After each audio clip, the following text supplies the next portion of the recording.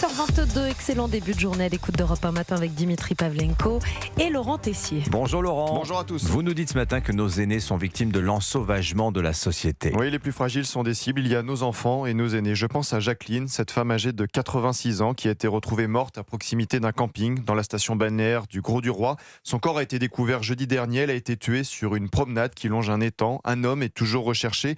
Elle a été égorgée. Oui, égorgée.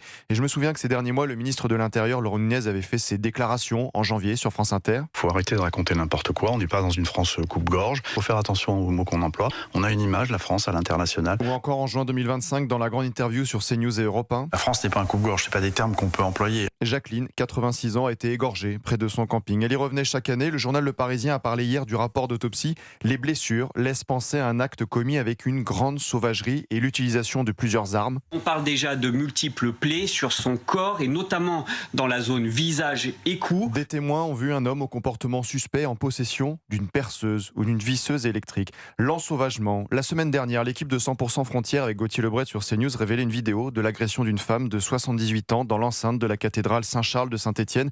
Un individu lui a arraché son collier alors qu'elle se tenait avec sa béquille. Le ministre de la Justice, Gérald Darmanin, avait fait un constat dans une interview à Légende l'an dernier. C'est plus violent et ça touche plus partout, tout le temps. Ouais, je pense qu'il y a plus de lieux safe. En fait. Et ça touche nos aînés. En janvier dernier, un Tunisien de 29 ans, sous OQTF, interpellé après le viol d'une femme de 90 ans à Nice. Il était rentré de force dans son logement la nuit avant de lui imposer, je cite le procureur, plusieurs actes de pénétration. Souvenez-vous aussi, en août 2022, Angèle, 89 ans, violemment agressée par 3 mineurs, frappée derrière la tête. Les plus fragiles sont des cibles, nos parents, nos grands-parents, mais Emmanuel Macron nous dirait sûrement... C'est la tyrannie du fait divers. Mais on ne peut pas vivre dans une société où on passe d'un fait divers à l'autre. Qui brainwash ? Certains de vos collègues, il faut bien le dire. Ou alors il nous dirait tout et son contraire sur l'insécurité en France. Moi, je ne m'avais jamais entendu dire aux Français, vous avez un sentiment d'insécurité. Ce que notre nation vit, c'est un sentiment d'insécurité. Les plus fragiles sont des cibles et victimes de l'ensauvagement. Nos aînés, nos enfants. Je repense à la mort de Liana, 11 ans. Mais quelle a été la réponse du chef de l'État ?